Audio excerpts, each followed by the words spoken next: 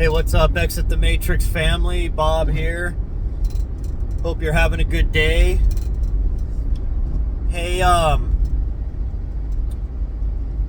first off, I just wanted to ask you guys, is this format I've been doing videos in okay? I mean, obviously, my videos aren't geared towards production value, you'd say. Like, you know, I'm just straight shooting with you guys, just pulling from my own knowledge and just basically talking to you. I like to just let this stuff free flow. I don't plan what I'm going to talk about. I let the universe dictate what I'm going to talk about each day. Basically, what comes to mind is what I decide to go with. And I mean, I've researched so many things, and I research on a daily basis that there's so many different things I can talk about. And because of the wide variety of things that I research, I can connect a lot of dots. Whereas some people maybe you follow, they're like masters at like one subject. You know, that's their one thing. It's all about a certain subject, and you know, they're fantastic at it because they put all their energy into that. Well, I have a lot wider range of things that I research. And the reason I do that is because I find that ultimately a lot of this stuff all connects in the long run. And for me, that's how I like to do my work and research. And so I hope you guys have been enjoying my videos. I do get on some rants sometimes, and I just want you guys to know I'm not trying to disrespect anybody, though it may seem as if I am. Really, it's just we're in such a critical point in humanity, people, and we're getting attacked on all sides, and just such a high percentage of our fellow brothers and sisters are asleep and being divided, you know, in this right-left paradigm and religious paradigms and such, that I do get very irritated, and I let that come out, and I apologize if I offend any of you. Sometimes I mean to offend you because I want you to critically look at things. Maybe, you know, it's kind of like shocking you, you know, because like when I mention about how the Old Testament God, Yahweh, is, for one, not the only God in the Bible. The Old Testament is essentially who you would call the devil. And Yeshua was actually calling him out for the devil and his followers. So I'm just stating what's in the Bible. It's just that you've never been taught that angle of the Bible before, because you've been taught it just one way. And I know it ticks you off, because here's the thing, people. When you've been indoctrinated your whole life, some of us were born into a religion. You know, look at most of your Hindus, Muslims, Christians, and Judeans. You're born into that religion. You're, from the time you're a kid, you're going to your temple, synagogue, or church. And that's what you're taught from the beginning. And so when somebody comes at you from a different angle with the same information, and maybe somebody that's actually studied the book and not just, you know, every week getting, you know, a couple lines, you know, preached to you, it'll really anger you, because you don't want your views questioned. You don't want your world shaken. It's a defense mechanism. It's like, kind of like if you're in a dark room and all of a sudden somebody flips on a bright light. You're gonna shy away from that light at first because it hurts your eyes, right? And you're gonna kind of recoil. You're gonna turn your body back away from it and try to shield yourself. And there's nothing wrong with that light. It's just it's shedding light on your current situation. And everybody is like that. I've been like that. The theories that I talk to you guys about, I can't guarantee any of it's 100% absolute truth. I do believe that I'm on the right path with most things that I teach and theorize about. But we've all got to walk that path of discovery and research and experience. And my mind works a little different, I guess, than a lot of people. I'm starting to realize the way that my mind sees things and connects things is different than most people, because we've all been taught to think compartmentalized. You know, like look at religion, for instance. You've been taught, and this could go for atheists too, about how they view like science and everything. You've been taught that box is what you think within, like that your beliefs and your viewpoints are framed by that box. And when all of a sudden there's information that's outside of that box or leaking out of that box, and if you go follow that, it can shake your core, because we're programmed to think compartmentalized, you know, in a compartmentalized way. And it's hard for the brain to kind of switch gears, so to speak, and look at things from a different angle. But me, I've always questioned since I was in high school, since I was researching mysteries and these ancient books and teachings. I've always looked outside the box. So when you're somebody like me that's always looked outside the box, it's natural. For me, I can't be in the box. When somebody tries to put me in a box, I rebel. I just can't do it. I feel like a caged animal. I have to explore, and I never take anything for absolute truth. And I'm constantly searching for truth and for the reason of life, why we're here, what's next after this. That's me, people. And some of you maybe feel me 100%, and some of you may partly feel me, and some of you may think I'm an absolute insane weirdo. And that's fine too. But for some reason you're still listening to me. You know, perhaps you're gonna bail here soon, but that's fine. We're all different, right? We all add to this world in our own way. But my mind likes to connect the dots. And I research a lot of people, and you know, somebody I've been just really deep diving on his work lately is Jordan Maxwell. Now, I've followed him for years, but is on and off, catching him in like interviews with people and such. But I've been really just deep diving heavy into his work lately. And unfortunately, he passed away a couple years ago, and it was quite sad. The man was brilliant. He researched occultic symbolism and mysteries of this realm for 60 years of his life. And he ended up broke,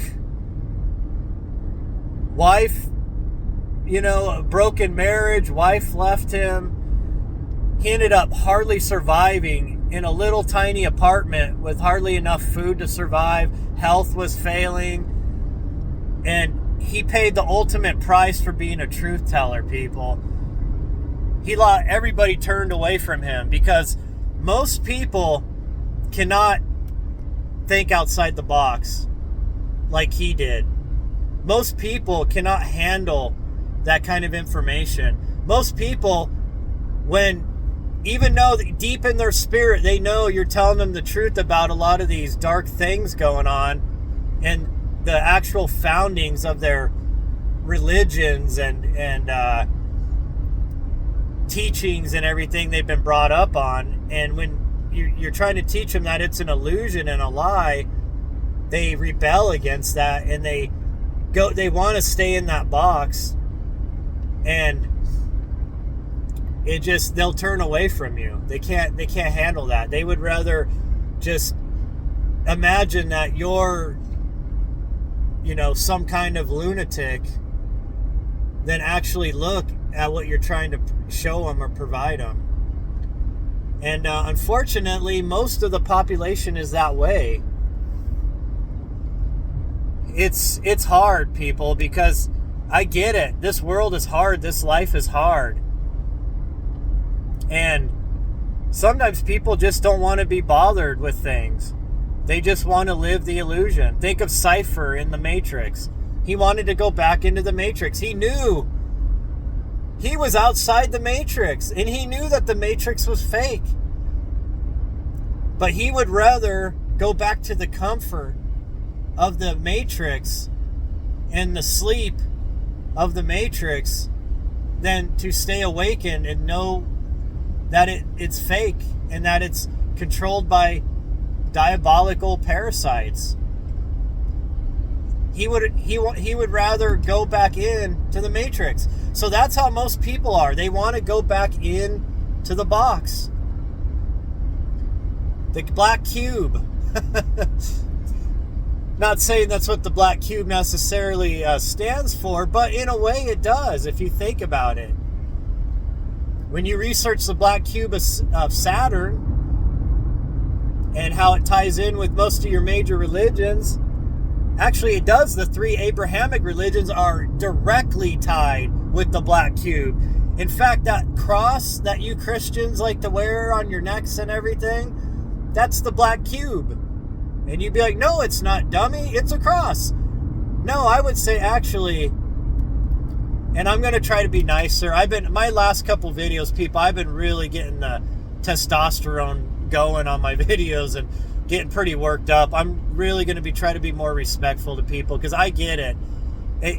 I get so frustrated, but I get it, people, that you're not bad, you're not dumb, you're just, you're not ignorant, you're just uninformed and averse to changes in your reality. But here is the cross. It is the black cube. It is the black cube unfurled. If you fold in that cross, it turns into the cube. You got to imagine it in your mind, just like a box that was like a cardboard box. If you were to fold it all up, you fold the two sides up, the top up, and then the bottom, the long part of the cross, folds in half and then folds over, and it encloses into a box. It's the black cube, people.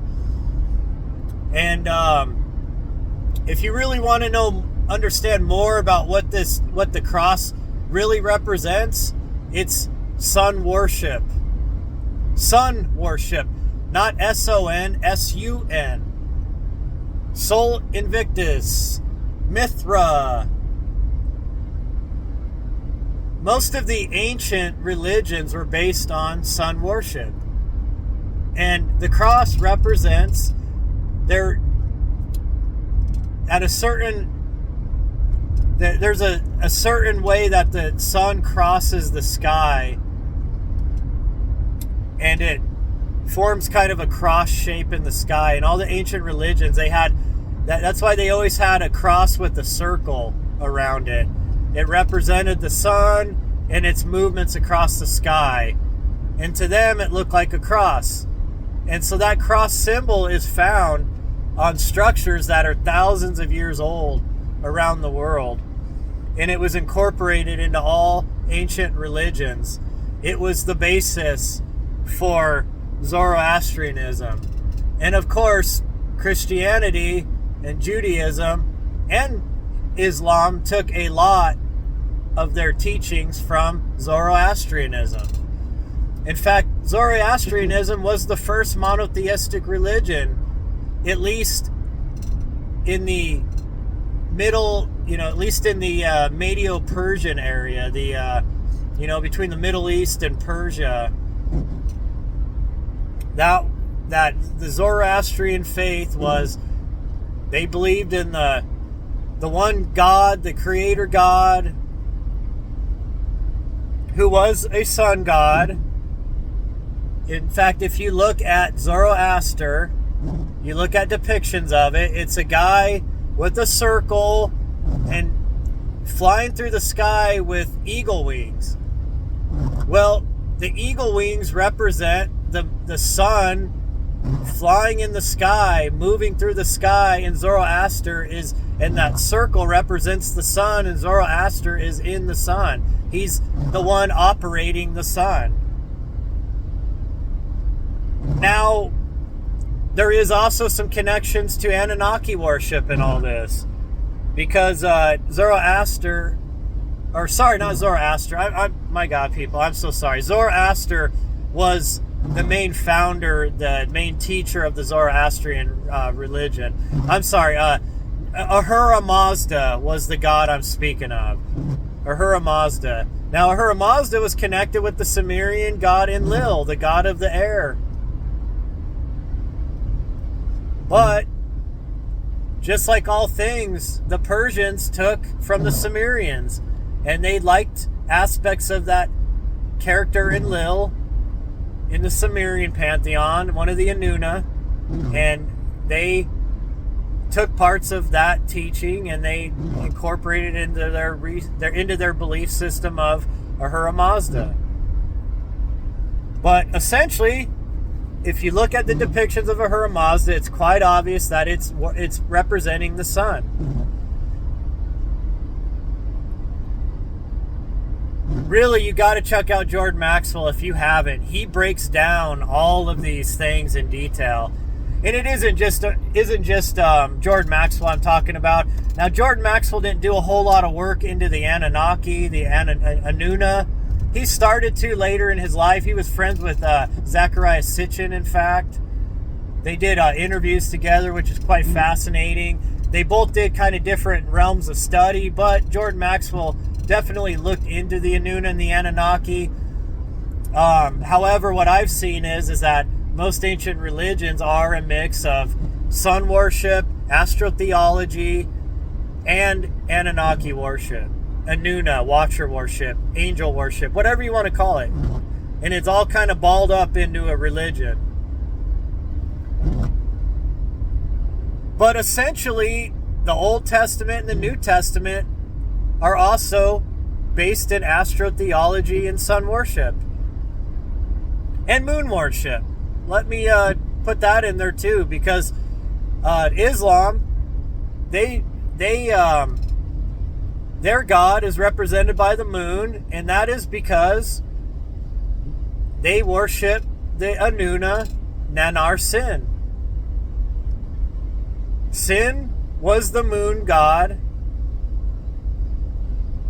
in Babylon, in Samaria. Nanar was his Sumerian name. Sin was his Babylonian name. It's it could be a Canaanite also. It's that whole area. They traded these gods around. These Anuna were passed around, and they were given different names, and their pantheon, like a hierarchy, was switched around. But essentially, it's the same characters that were incorporated into these ancient religions. You've got Enlil worshipped by the Judeans. Enlil was Yahweh in the Old Testament. Ahura Mazda was Enlil. The serpent was Enki. And if you've ever researched ancient religions, you'll know the Orphic religions, which worshiped the serpent, which was very spread out in the ancient times also. It was the worship of Enki, Ea, and his family. Ningazida, his son, one of his sons, who was known as Thoth in the Egyptian pantheon. And all these pantheons you see with the Greeks and the Romans, they were all taken from the Anuna pantheon. They're all the same gods, people. Enki was the god Poseidon in the Greek. His brother Enlil was Zeus. Once again, remember the god of the air, Zeus, throwing lightning bolts from the sky. All the same characters, people. Ninmah, Ninhursag, who you'll find Sumerian cuneiform explaining how the Adam avatar was created, how the human race was created, or at least hybridized, was Ninmah and Enki working on that. Well, Ninmah is known as Isis in the Egyptian pantheon. Essentially, the mother goddess. In fact, Genesis, generations of Isis. Think about this, people. Enki and Ninmah worked together to hybridize the human avatar. And because they made this avatar way more intelligent and advanced than it was supposed to be, this infuriated Enki's brother Enlil, Yahweh. And when Yahweh walked in the Garden of Eden and he seen that they had eaten from the tree of knowledge, which meant that they were intelligent and self-aware at that point, and made way more advanced than Enlil wanted. He wanted a dumb worker class slave race. It infuriated him, and he kicked them and the serpent out of the Garden of Eden, his brother Enki. Now, Genesis was called Genesis because, like I said, the generation of Isis, because Ninmah, Isis, was involved in the creation of man, at least the current avatar of man. Is this making sense, people? It's in our faces. We just choose not to see it. Now, if you were to go to a Christian and explain how their religion's based on Sumerian and Egyptian pantheon and teachings, they would laugh in your face and call you a blasphemer and said you're going to burn in hell for eternity for even questioning the Word of God. But that's supposedly, according to the Old Testament, the Word of God. Remember, come, let us create man in our image, after our likeness.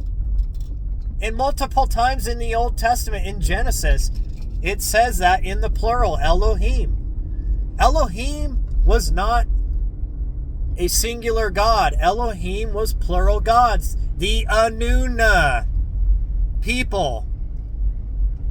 It's all lies. Your religion is all lies. It was stolen. The Judeans stole their religion. And they incorporated Egyptian, Zoroastrian, Sumerian teachings into their book. It's all made up, people. It's all made up. All of it. Another great example of major lies that Christians are not taught. In the Old Testament, the Hebrews being brought up out of Egypt. The Hebrews were not a separate group of people. They were not some slave class of people in Egypt. People, Akhenaten, research Akhenaten. Akhenaten was Moses. Akhenaten brought a monotheistic religion to Egypt. He tried to replace the pantheon of gods. He was worshiping, remember what I said earlier? The sun. The winged sun disk. He was worshiping the sun. Fuck is it? I'm sorry, people. Some truck almost hit my car. I don't know what this dumbass is doing. So, they were worshiping the sun, Akhenaten and his followers. The sun happens to be Ra, who was also a god in the Sumerian pantheon known as Marduk, another son of Enki. You had his one son, Thoth, and his other son, Marduk. Now, they were at odds with each other. If you read Egyptian history, you'll know that Thoth and Ra were claimed by the Egyptians to rule Egypt for thousands of years each. And there was a rivalry between the two. Well, Akhenaten he decided to make Ra the main ruler, the single ruler. He was made him the sun god. Well, there was a I don't know if you call it a civil war, but there was essentially an overthrow of his rulership in Egypt, and the followers that wanted to continue to worship the old gods, the pantheon of gods, didn't like what Akhenaten was doing, replacing all their gods with this singular sun god. So there was he fled Egypt with all of his followers. They took the Ark of the Covenant, which was a powered device in the Great Pyramid. It was held in the black sarcophagus, which is spoken that you can see it yourself. Look it up, the black sarcophagus. And it was a type of energy device. And remember how the Hebrews had to wear special equipment, special clothing to handle it, or they would die. It's called radiation poisoning, people. It was like a core battery or something to power up the pyramid. Remember, there was super advanced ancient technology in Egypt that came from Atlantis. Thoth built the pyramids. And they were technological devices. Well, Akhenaten tried to steal that power. When he fled Egypt with all his followers, the Hebrews, they took off from Egypt, and they took the Ark of the Covenant with them. And they fled to the Levant. It's all connected, people. But that Akhenaten, he was worshiping Ra, Marduk, in the Bible. The sun god. The son of Enki. It's all connected, people. The Judeans are not some chosen race since the beginning of time. They're liars, and they always have been. When they were held captive in Babylon, they had access to the vast libraries of Sumerian, Akkadian, Arada, Babylonian, cuneiform tablets. And they took what they liked, and they added their own twist on things, and they fashioned it into them being the one chosen people. Because of course, right? The sun god chose them. Think about this, people. There's all kinds of things that I could tear apart in the Old Testament, but you got to realize Egyptian gods are in your Bible, and if you're worshiping Yahweh, you're worshiping one of those gods. And that is just the stark truth. You're worshiping a Sumerian god who is not the creator of all, has nothing to do with the creator of all, was more than likely, if even a real being, was one of the watchers, was one of the angelic beings that came to earth, not through the human woman portal, but just came directly here from the spirit realm.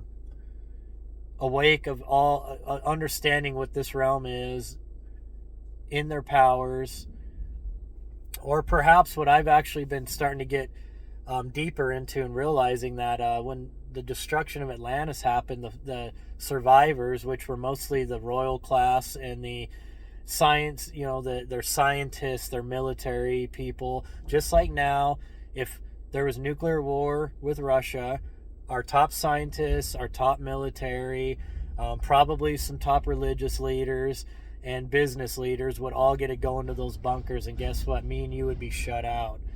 So very similar to what would have happened to Atlantis, right? I mean, if you read the Emerald Tablets of Thoth, he even says he was an Atlantean priest, and he fled the destruction of Atlantis, and he settled in Chem, which was the name of Egypt before it was Egypt. It was ancient Chem. And he taught the Chemite people how to build civilization and how to build the pyramids and all that. And that's why we see a degrade in technology throughout Egypt over time. The pyramids get crappier and crappier as time goes, because when Thoth and his Atlantean entourage arrived in Kem, they still had some of the tools of their original civilization, and the building techniques, and the and the know-how. And they taught the Kemites, how to build, and they helped them build these great megalithic structures. Trust me, people, there are so many things under the sand in Egypt that is totally covered, that's in the Mediterranean underwater, that will never be discovered, or possibly it has been, but it's being hidden from us, that it would blow your mind. And so I'm starting to actually think that who we called the Anunnaki or the Anunnaki were not actually extraterrestrials, but that they were actually the Atlanteans. And the survivors spread out throughout the world, and they brought their techniques to build civilization, their architecture techniques, pyramid building techniques and such, and their know-how, and spread it throughout the world. And that's why you have pyramids on every continent of Earth, possibly even Antarctica. And it was because of this. And they were seen as gods because they were super technologically advanced compared to the rest of the peoples on Earth, who were mostly hunters and gatherers.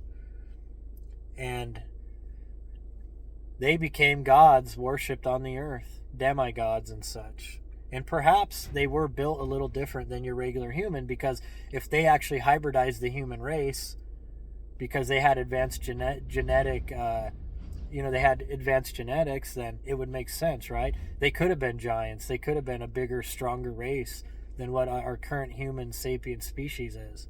And they could have modified our race to be more subservient, to be not as powerful as them, to limit our spiritual capabilities and such. So I'd love to go more and deeper into this, people. I didn't really have a clear line of a subject tonight, or this morning, I should say. Sorry. It seems like it's night out. But I hope you enjoyed this still. A lot of rabbit holes to go down. We'll talk about a lot of these different subjects later. But I'm telling you, research Jordan Maxwell. I'm warning you, though, it'll blow your paradigms away if you're set in your ways on religion and stuff. But if you want to be a truth seeker, that's where you want to go. So, hey, I love you guys. I'll talk to you later.